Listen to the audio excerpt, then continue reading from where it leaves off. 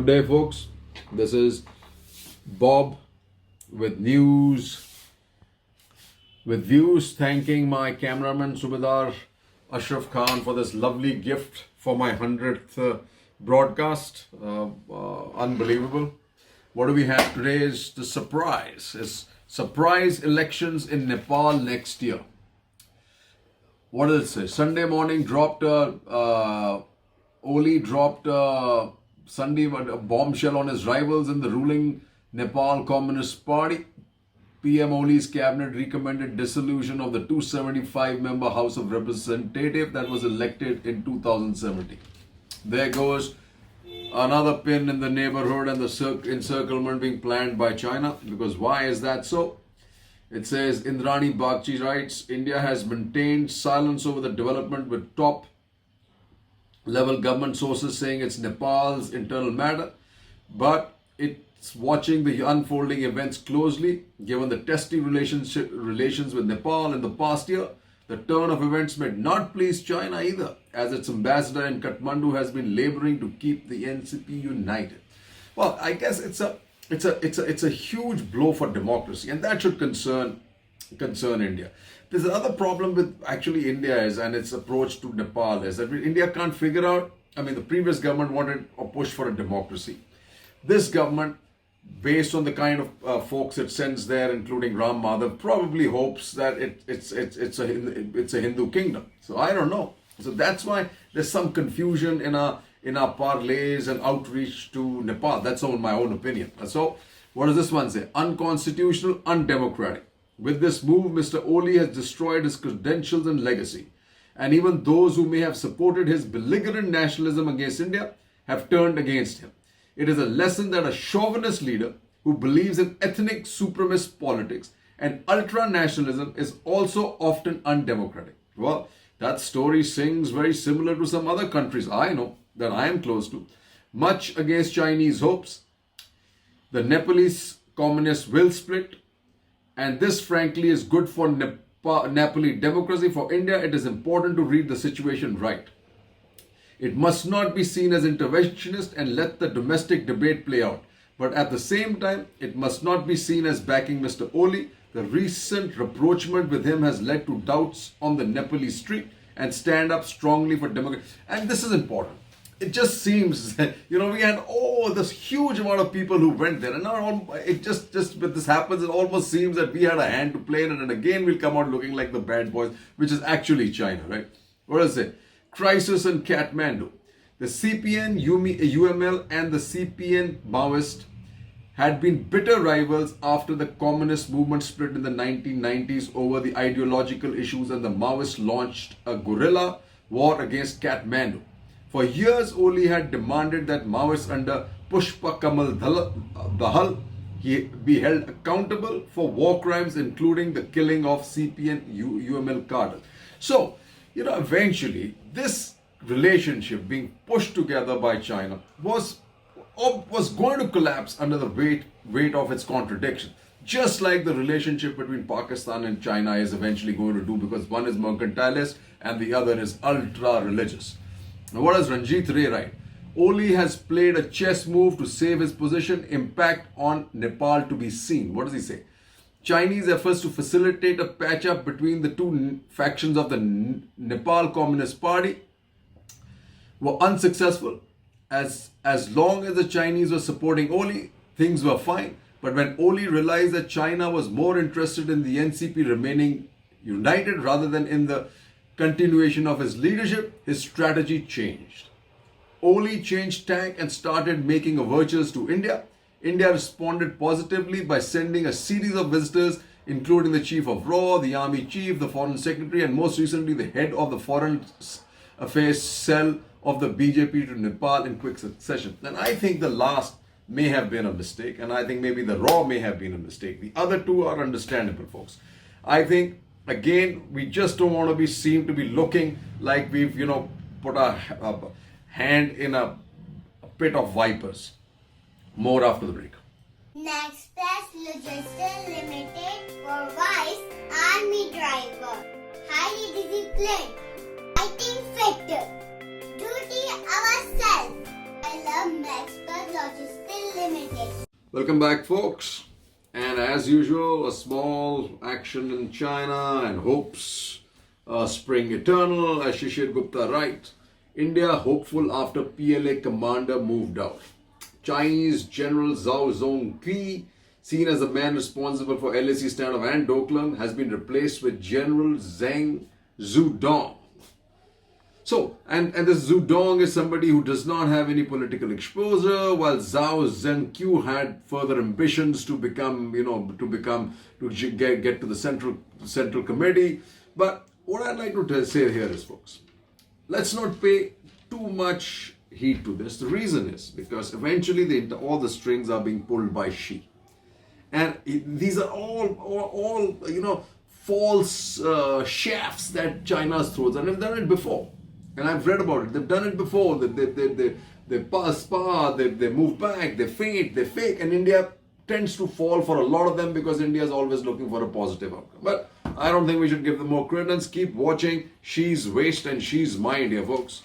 What's happening here? China, Taiwan deploys forces. Chinese carrier sails through Taiwan Straits. Wow. And what does Taiwan do? Taiwan deploys ships, aircraft as China carrier passes island. Now, this is the first move for the Chinese carrier. But let's not be too concerned about this Chinese carrier because everybody's talking about, oh, it's finally there and they'll go from 1 to 10. That's a long way to go from 1 to 10. It's even a long way to get this one really operational and fighting fit, right? But the plan of the United States of getting out a peace plan in Afghanistan is just bloody. I mean, I've never seen a peace plan that could be so bloody, right? Here again, 9 killed in Kabul, car bomb, Afghanistan MP among 20 hurt. Then you have US base in Afghanistan attacked. No casualties are reported from rockets fired and no party has claimed responsibility. Now, this is kind of interesting. I don't see the Taliban, who wants the United States out, launching this attack. The reason being, this attack, they know that if the US forces are attacked, that would reduce the reasons for the United States to withdraw, and they may slow it down.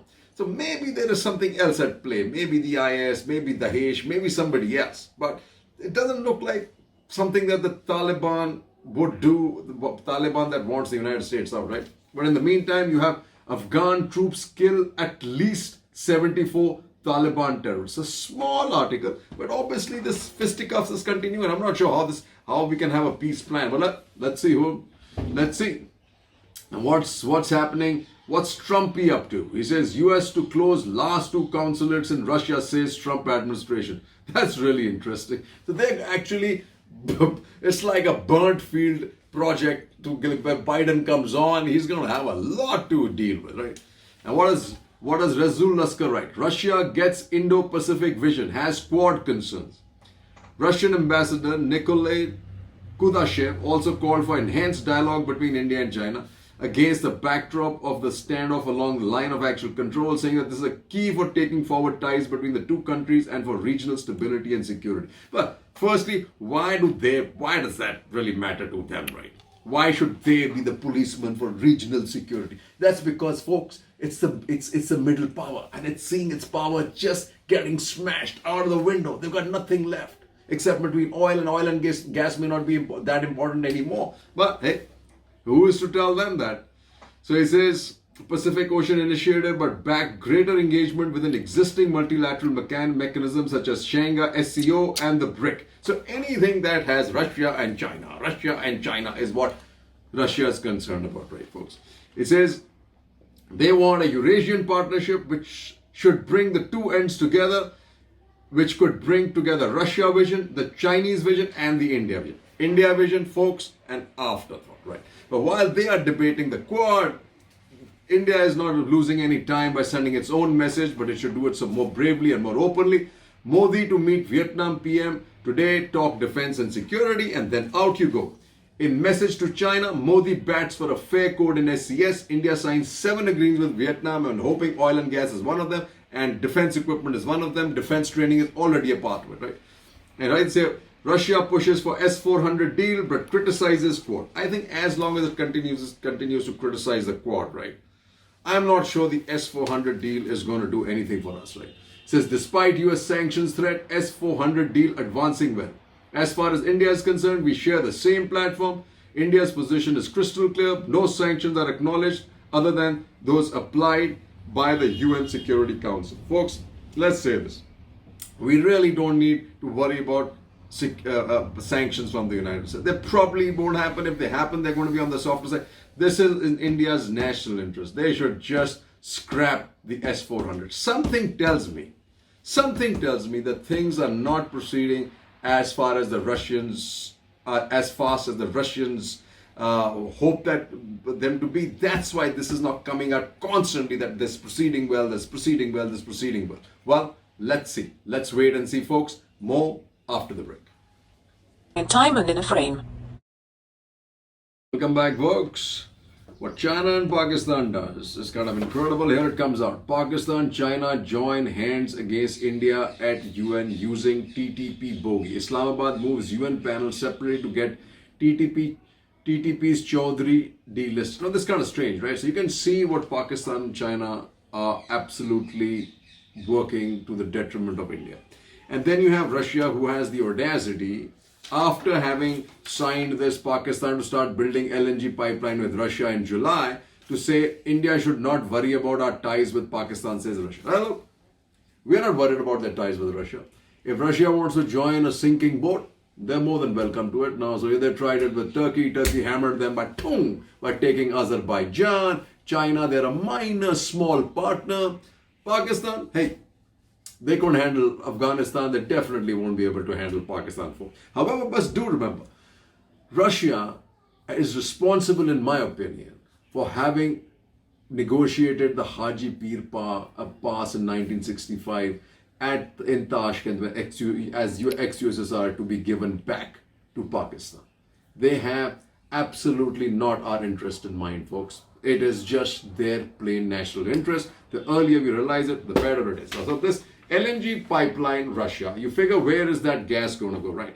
Think about it this way. This gives us another opening for the Middle East, because now, as it is, Pakistan's having trouble with the Emirates and Saudi Arabia. Now, when they get a competitor in with gas coming in from Russia, God knows where that gas is going to go. I mean, Pakistan's not going to be able to consume it all. So is it India is the market? I don't know. But India should always give preference to gas coming from the Middle East and put a further widen the gap between the Middle East and Pakistan even further. And what do we have here? Brexit deal threatened by fishing rights issues. So just see how important fishing is, folks. I just want to keep bringing that up to tell us and to India and our security agencies what China is really after in the seas, primarily. Okay. Things in the Middle East are not so hunky-dory. Saudi princes driven over making an ally of Israel. It says Saudi Arabia's ruling princes are split over the country's relationship with Israel, with a dispute breaking into the open over whether it should copy other Arab states' peace deals. Well, Trump on his last legs wasn't able to pull this through. But look at what Biden hopes to do. Biden's to do. Iran's nuclear deal 2.0. Restoring the accord will be a challenge given US sanctions and other factors, especially Israel, folks. I see major problems. And just see what happens when you are a private sector or so-called private sector company in China. This is a Ling We Rights and Groups Ma made offer in bid to placate Beijing. What is it? As Jackie Ma was trying to salvage his relationship with Beijing in early November, the beleaguered Chinese billionaire offered to hand over parts of his financial technology giant Ant Group to the Chinese government, people with knowledge of the matters. Unbelievable. And I cannot believe that Western capital still continues to suck up to all this process, knowing that it can be destroyed at any time. Oops, that's the money, folks. And then here's another great thing. China, Russia are finding, what do they say? China, Russia are finding desperate takers for unproven vaccines. And this is what you call scavenging, folks. Using the hardship of other countries and throwing your untested vaccines at them, folks. This is challenging and it is against all global proper practices. Jai Hind.